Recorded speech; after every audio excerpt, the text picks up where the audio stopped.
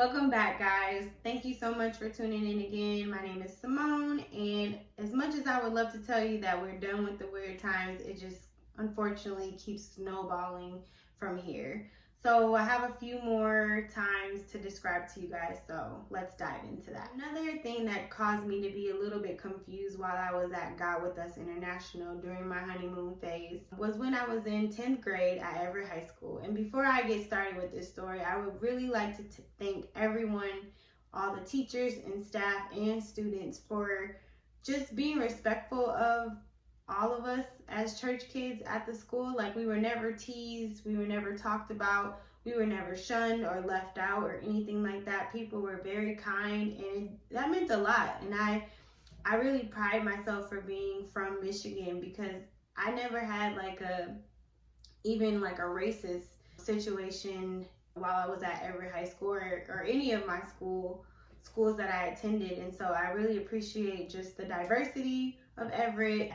So kudos to you guys, Everett High School. You guys rock.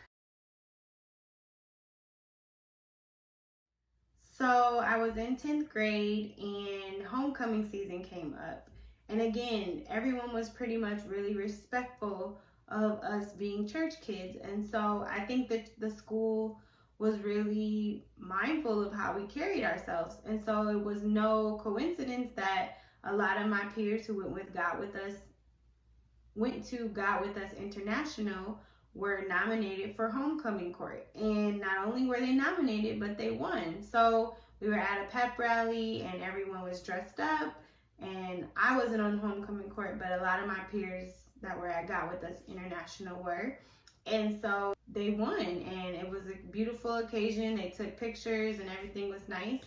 But when we got back to church, I think that following Sunday, I guess the news got to Pastor and First Lady. And so Sunday, they told us basically that they were disappointed in the youth, and everyone that was on homecoming court had to go to the altar to repent and ask God to forgive them. Now, the altar was basically just the front of the church, and everyone, all the youth came up there. I wasn't going to go up there because I wasn't in homecoming court, but then I just decided to go just because everybody else was up there. There were even other teens who had went to a different school, like Holt High School, who were on homecoming court as well, and they were basically told that that was wrong and that they shouldn't have done that. And I'm not really sure the reason. The only thing that I can think of is because it was considered worldly, and also, because I'm trying to figure out what per se was wrong in their eyes, and I was like, they had on dresses, so that was appropriate. Maybe we weren't allowed to wear spaghetti straps, we couldn't show our shoulders, so maybe the dresses weren't appropriate. But to my understanding, I feel like my peers, they had on some sort of shawl or something to cover up their shoulders. So that was a situation where I wasn't sure about, but I just was going with the flow. I kind of flew under the radar. I didn't really get in trouble. I just kind of observed other people getting in trouble. So that was kind of okay, so we can't go to homecoming anymore. And so they were very upset, very upset. And I knew that we couldn't go to prom. That was just something that I knew we couldn't do because I never seen anybody go. And the reason why we couldn't go to prom is because Pastor had explained that it has it's kind of parallel to a wedding. And so he one time he gave this revelation where, with prom, you dress up nice, you get a corsage, you get a limo, and you have a date.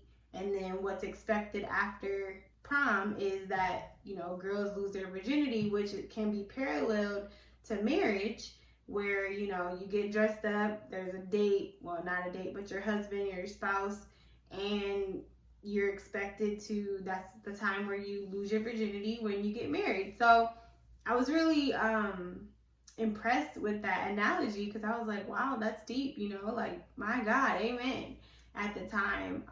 But to me, that was kind of a antiquated expectation. I'm not sure if that's still what people are doing, losing their virginity on prom night, but I didn't end up going to prom anyway. So yeah, so I wasn't sure about homecoming though. That was something new and I didn't understand, but it made sense that the school recognized them my peers because they were carrying themselves.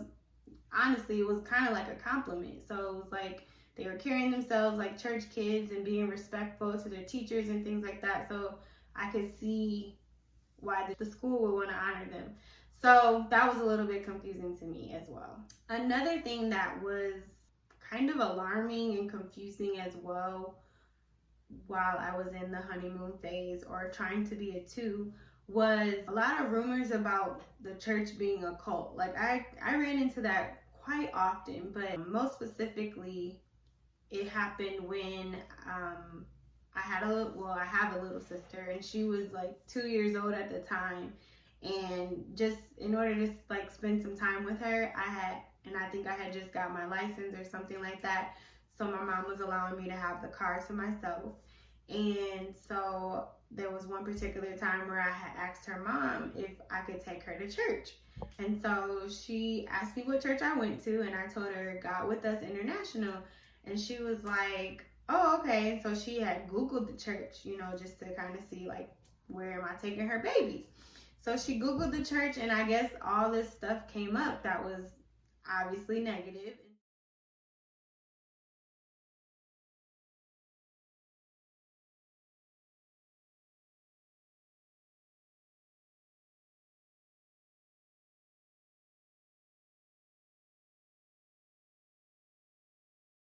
So she was telling me these things, and I had heard them before, but because the church had been so instrumental and precious to me at the time, I just didn't really pay attention to those things because at those times I was a kid and I didn't really understand like all the dynamics. All I knew was that the church had been very helpful with me not becoming a teenage mother, not, doing drugs, not drinking alcohol, um, focusing on school. So though the church was just very beneficial to me at that time, so I just ignored those things. So when she asked me about them, I just was like, yeah, I heard some of those things as well. And I was like, but this is what the church has done for me. And so I shared with her, like that I had never drank alcohol before, and I was 16, 17 years old. I was yet waiting until abstaining from sex until I was married.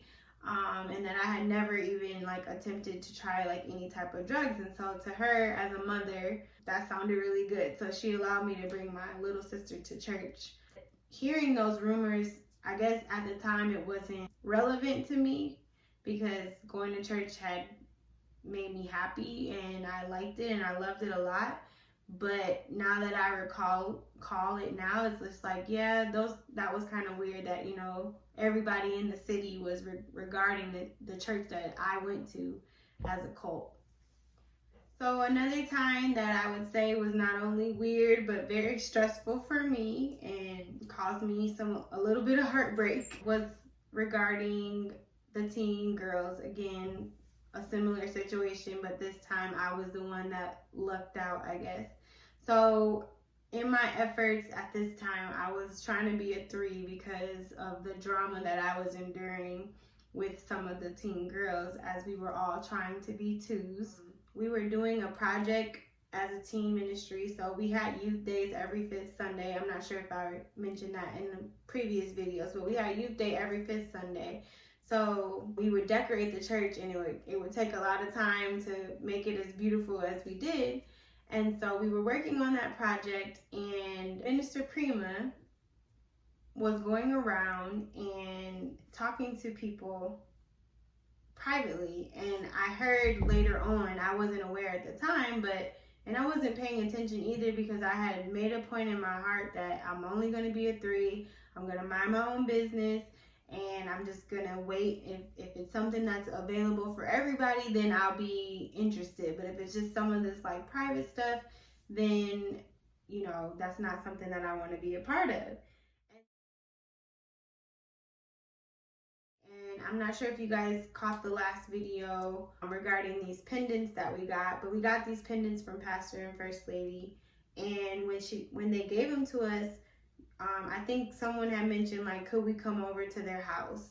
And then Pastor was like, yeah, Minister Prima, bring them over. So we never knew when it was going to happen, but that was something that we were all looking forward to. So So because I had made that pact, I was staying really focused, and in my mind, I was being mature. And so all I remember is Minister Prima coming up to me, and we started talking, and she was saying something, and I guess I couldn't make it out what she was talking about. And so I told her that I was only going to try to be around her when it was something spiritual. And she had made the comment, well, everything that we do together is spiritual.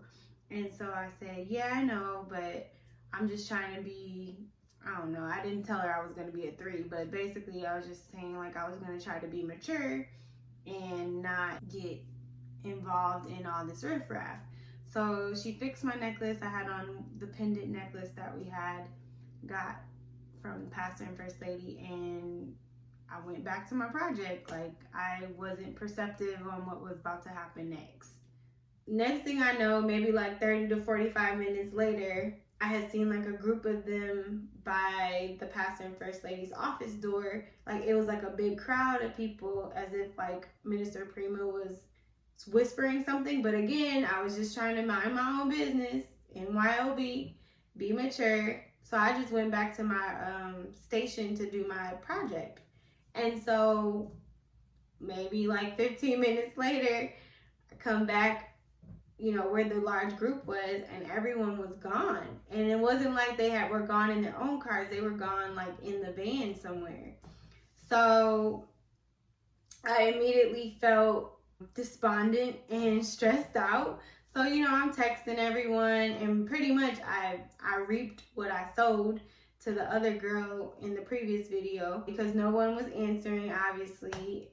Nobody, I called Minister Prima. She didn't answer either. I called like everybody I could think of. Nobody responded. And so I sat in the car and I just kind of cried and cried and cried and cried. And I think at this time I was actually like, I had to have been like a freshman in college, because this was like 2007. So I had just started my freshman year at Lansing Community College. And here I was, my big old self, crying in the car because I got left out. And so it was interesting to me that meant a lot to me, that I got left out. I had felt like I had missed something spiritual. And a reason why being a 2 was important to me is because there were times where First Lady would talk about stories or experiences that she and the ladies, the 1s and 2s, she would talk about the experiences that they had together, where they would, like, God would like pour himself out or show himself strong. And so one particular time was when they were in Florida, because we used to take church trips. And so the 1s and 2s were, when we go on church trips, the 1s and 2s stay with Pastor and First Lady the entire time. Like, they just follow them to every ride, every restaurant, everything. And so First Lady was talking about how there was a time where the 1s and 2s were together on the beach, and she was talking about how they needed to follow God and make sure that they were doing everything that they needed to do spiritually. And I guess somehow they said that they had turned around, and it was just like this grand experience where they had seen "follow me" in the sand. The words "follow me," and so they were basically saying, you know, like God put it there. So those experiences were really important to me, because that was kind of similar to me being able to ask God, you know, how can I do my hair or what to wear and things like that. And that was just really important to me. I had also heard about other experiences where there was a lady named Catherine Kuhlman, where she wrote books about her amazing experiences with God, where God would do amazing things. And so, you know, God was real.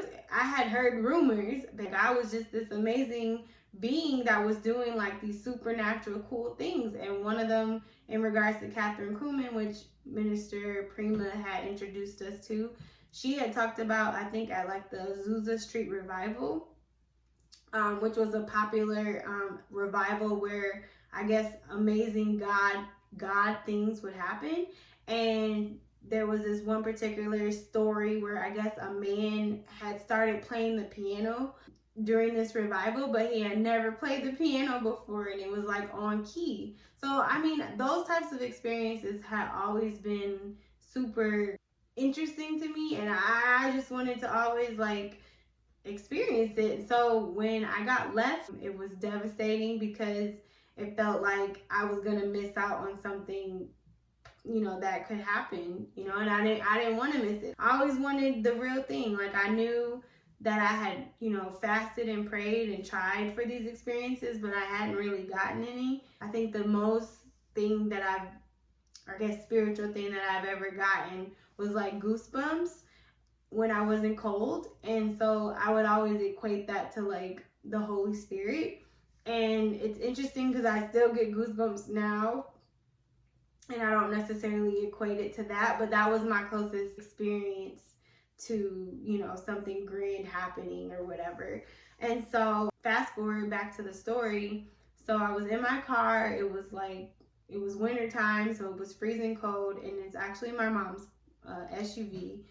She had let me use it because we would get home late, and so since I had my license at this time, I was able to just, you know, drive back and forth.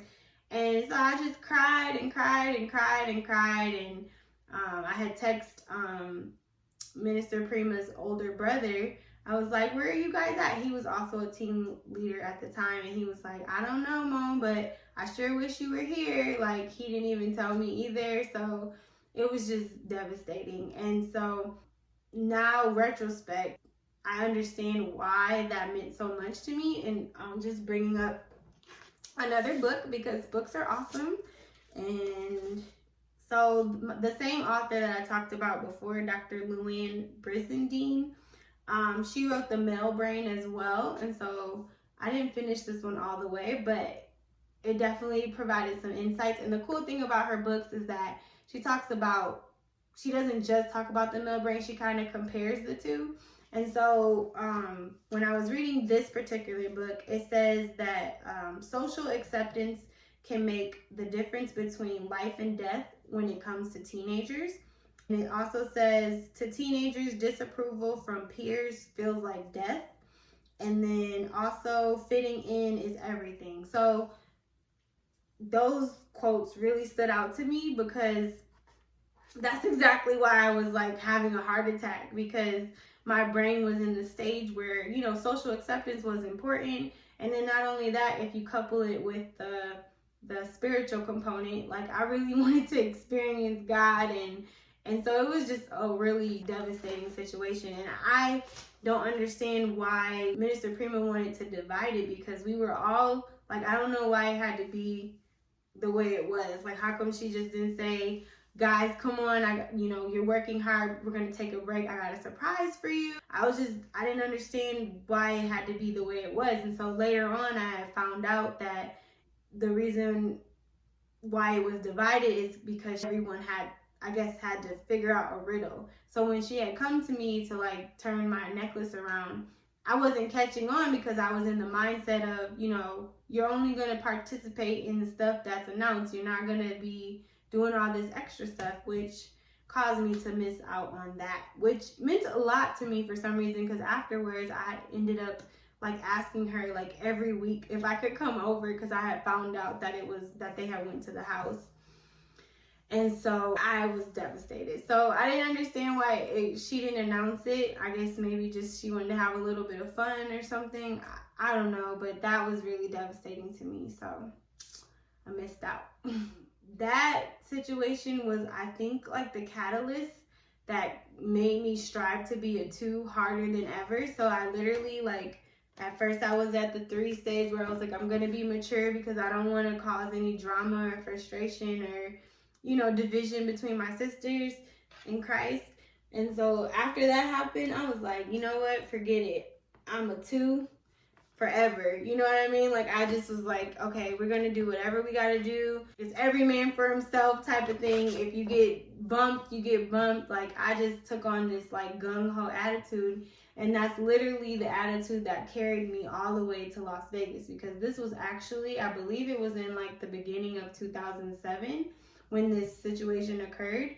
So this literally, we moved to Las Vegas November 5th of 2007. So it's getting ready to be 13 years. But that situation was fairly close, well, very close to us moving to Las Vegas. So at this point, I was like, I'm going to be a 2. I'm never missing anything again type of thing. So, and again, the reason why it meant so much is because my brain, I wanted to be socially accepted. And then also coupling that with, I wanted a spiritual experience with God. So it's just a horrible situation just because my brain wasn't fully developed and everything was just taken literally. So it was just a lot. Yes, there's more. But another thing that was a little bit weird that I didn't notice until doing these videos and doing some research, but there was a shift between the Day of Esther and the Day of Ruth. So what we knew as the Day of Esther was a day where women would wear all white and First Lady would bring the message on a Sunday morning, which was the first Sunday in August of every year. So it was an annual thing. Everyone would wear white and they would wear hats. And it was this beautiful occasion and we were told to invite people and it was just a great thing. So it was called the Day of Esther because, as you know, or as you may not know, Esther is a book in the Bible, and she's one of the only female books in the Bible that talks about her story where she got boldness to go to the king to talk about the annihilation of her people. And so as I was looking in my note taker's journals, which I have right here, I took a lot of notes when I was in church. That was just something that church girls did. And so as I was looking through these notes, I noticed that in 2005, I have written on the top, the Day of Ruth. So somewhere along the line, the Day of Esther changed into the Day of Ruth, which is where there was also this strange emphasis on following. And so when I say following, at first I thought it meant, back then, I thought it just meant like, you know, following our leaders in the spirit, like making sure that we're prayed up and that we're fasting and that we're praying for them as they exhort and give the word and try to help encourage other people to give their lives to Christ. But it started becoming more, the word follow was used all the time, and it started being more about physically following. And so the Day of Esther, that was something for like the last 15 years, the Day of Esther, the Day of Esther. But then in 2005, it had changed to the Day of Ruth. And so briefly, Ruth is another book in the Bible, and it's about a woman named Ruth. Obviously, she had a mother named Naomi, a mother-in-law named Naomi. And so Naomi had 2 sons, and they both married two maidens, which were by the names of Orpah and Ruth. And so the story, I never understood why this story was so important and why it was in the Bible, but the church definitely put emphasis that it was all about following. And so Naomi told Ruth and Orpah to go back home because her 2 sons had died, which were their husbands. And so she told them, you know, I can't give you anything else, so you might as well just go back to your hometown. So Orpah was like, you know what, you're absolutely right. I'm gonna kiss you goodbye and deuces, you know, it's been real. So Orpah left, but Ruth decided to stay. And so the famous scripture, I believe it's Ruth 1:4, but it says, entreat me not to leave thee, nor to return from following after thee. For whither thou goest, I will go, and where thou lodgest, I will lodge. Thy people shall be my people, and my God, and thy God, my God. See, the church girl is still in there because I memorized that, okay? But anyways, so Ruth stayed with Naomi, and in the end of the story, and you can read it if you would like to, but at the end of the story, because she followed Naomi, she was able to be in the lineage of Christ, where she met a man in Naomi's hometown, and his name was Boaz. So that's where the famous, like, I'm gonna wait for my Boaz type of thing came from. So this was enforced like all the time. I think I heard the word follow like a million gazillion times. And so I think it was just interesting to me that there was a shift, and Sherlock Moan is gonna kind of like piece together everything, because there's just certain little clues that I kind of like put together and would like Sherlock Moan to discuss. So not this week, but definitely in the upcoming weeks, she's gonna put all these things together for us. So just keep in mind that there was a difference in that following was super duper enforced at this time, and that was one way that it was enforced. The day of Esther was no longer the day of Esther, but it became the day of Ruth to emphasize following again. Another situation that really made me a little confused had to do with an individual who is very dear to my heart, and I'm gonna be very, I guess, sober during this explanation, because it's something that I don't want to misrepresent and I don't want to be disrespectful. But basically, there was a certain saint at our church who was very precious by the name of Ebony Hosey, and she was a singer, songwriter, and a pianist. She was super talented, and she also had siblings that went to the church as well. And I'm not going to tell her whole story because she actually wrote it, and she's actually the person, she wrote her own story, and she's actually the person that inspired me to tell my story. And so when I was getting ready to leave the church, or when I had made the decision to leave, this book that she wrote came out maybe 6 months later. So if you have not read this book, I encourage you to read it, because she's actually talking about the exact same church that I went to. And so she names the church differently in her book, and she uses pseudo names as well. But we are definitely talking about the same exact church. So definitely not going to tell her story, because she told it and she did an excellent job, just very humble in her story. And so the title is He Touched Me, No More Secrets, No More Shame.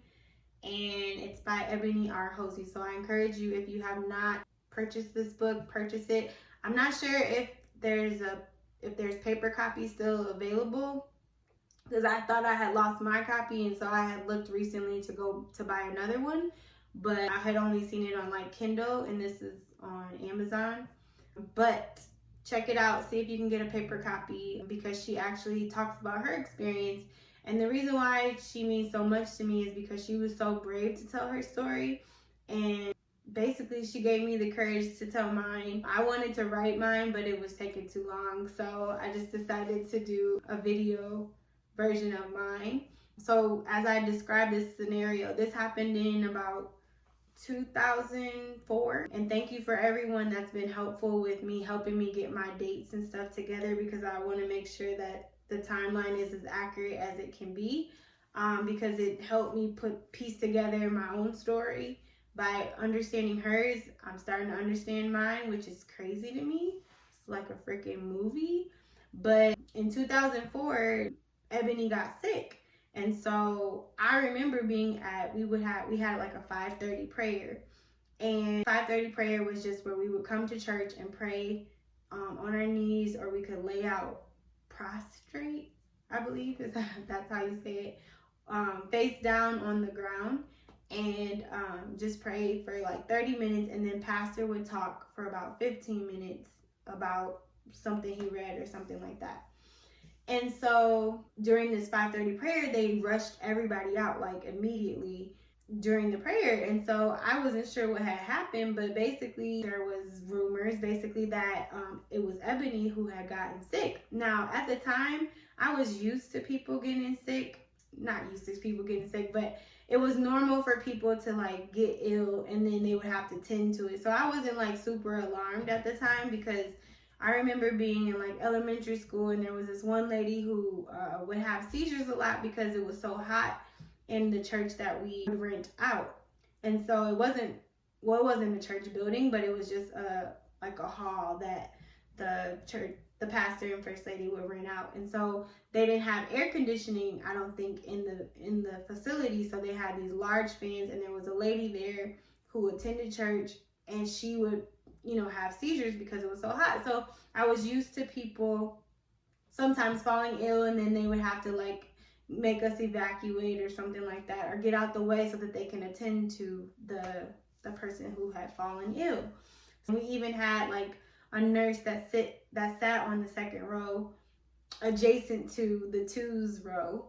So the nurse was on her own row. So just in case somebody did get sick, you know, a nurse was present to hurry up and, you know, attend to the scene. So it got weird when Ebony never came back, you know, like, cause she was very popular. She was very prominent. She wasn't just a 4, if you will. I would definitely think she was more like a 2, you know, but she wasn't, I wouldn't call her a 2. She kind of had her own category because she's just special. Like, she wasn't into all of that cattiness or whatever, but everybody knew who she was. She sang my favorite songs, I Am God, He Is Preparing Me, Speak to My Heart. Like, these were the church, like, top favorite songs, and she sang like almost all of them.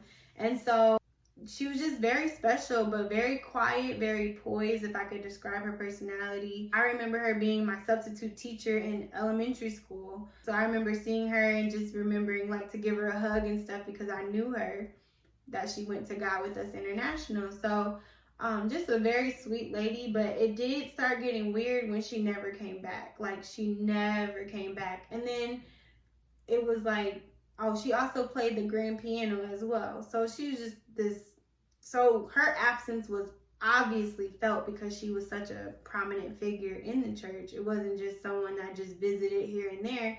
No, she was there like all the time. So as I continue to tell my experience, and again, if you want more information about her story, please get her book, because I'm not going to tell it, but I'm just going to tell it from my perspective.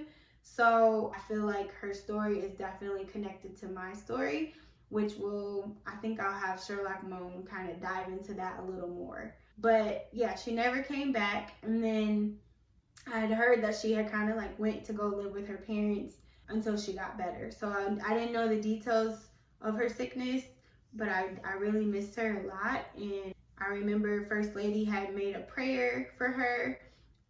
And she was like, you guys, we got to pray for our pianist. You know, we got to pray that God heals her and brings her back. And so she had even set up like a 24-hour prayer for her. And so I remember that specifically because I was slated with the 3 o'clock in the morning hour, and I always felt bad because I was like struggling to pray that hour for her.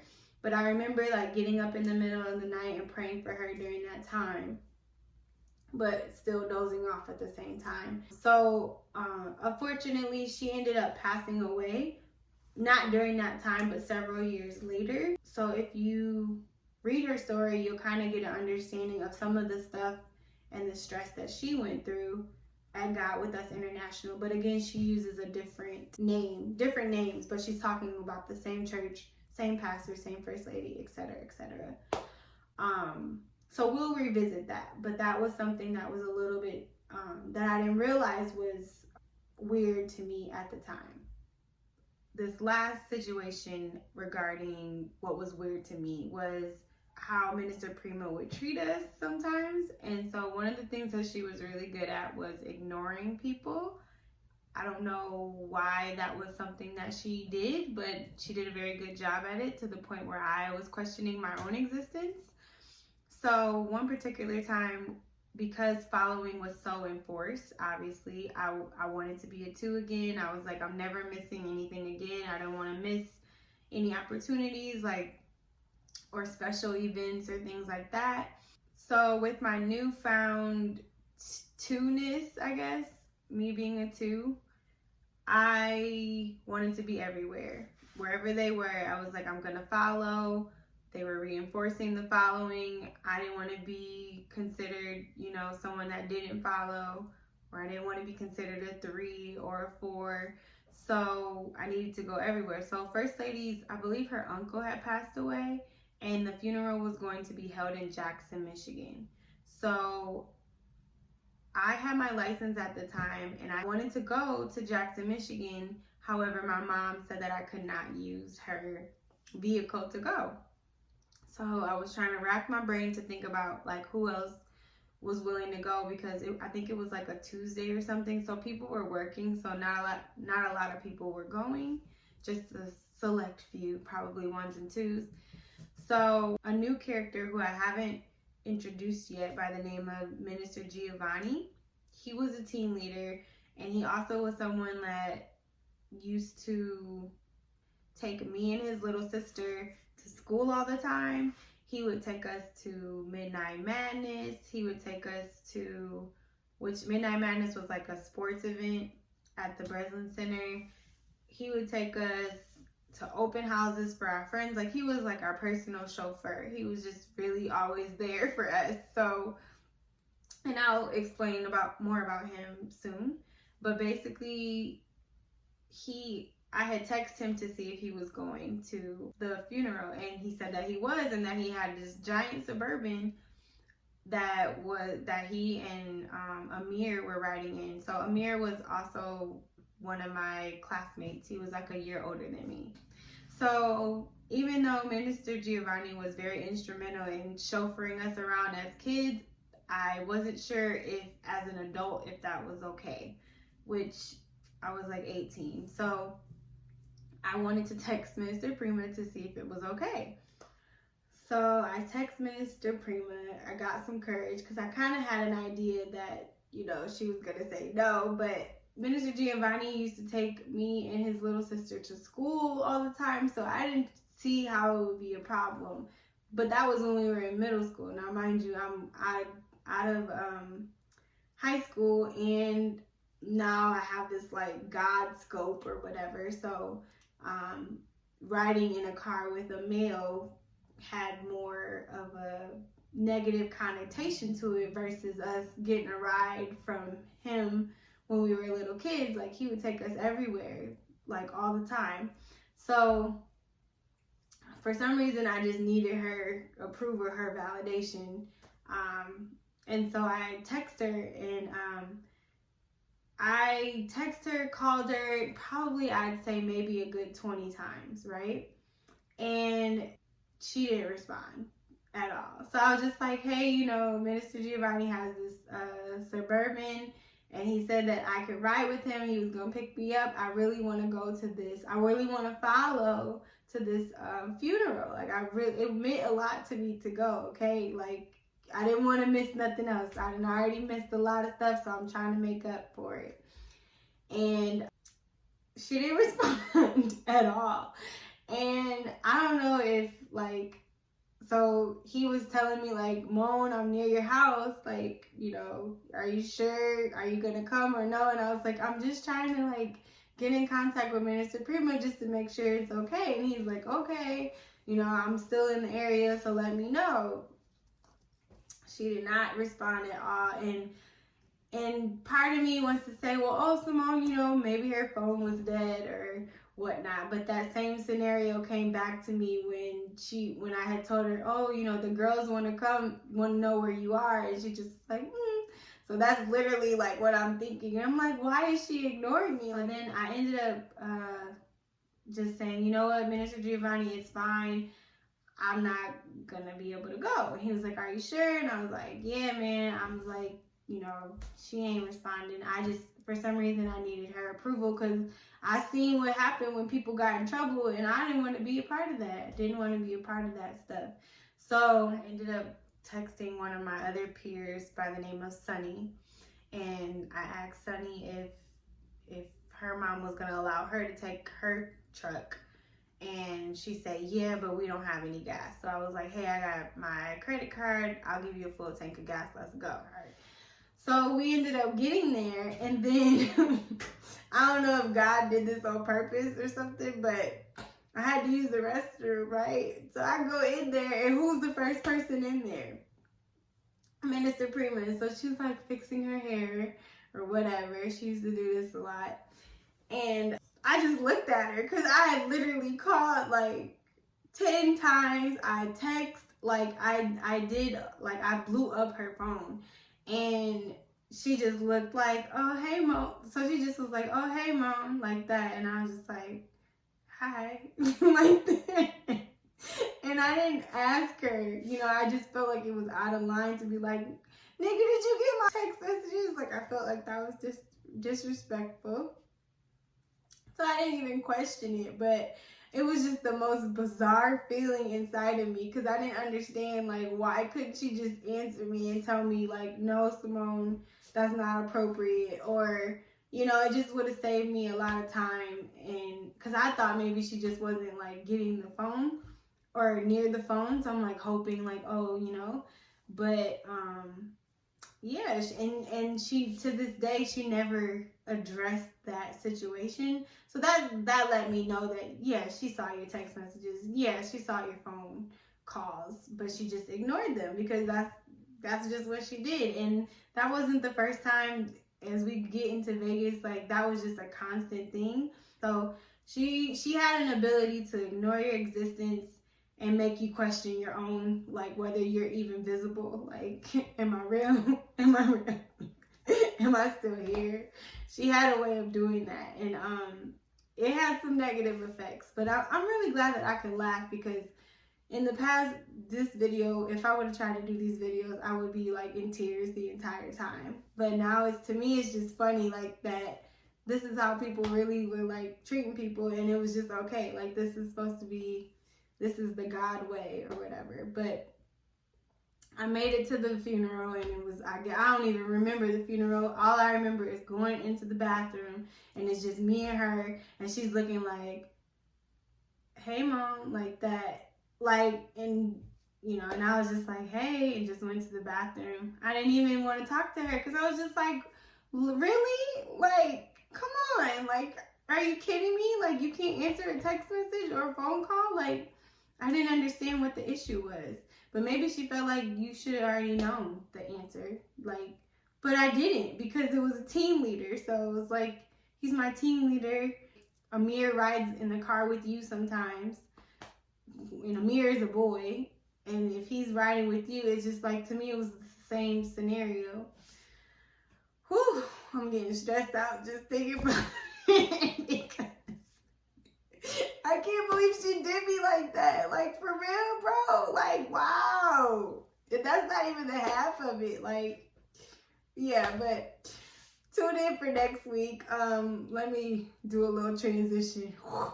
So you can talk about next. So I can talk about what next week is gonna be about. Man, I can't believe she did me like that.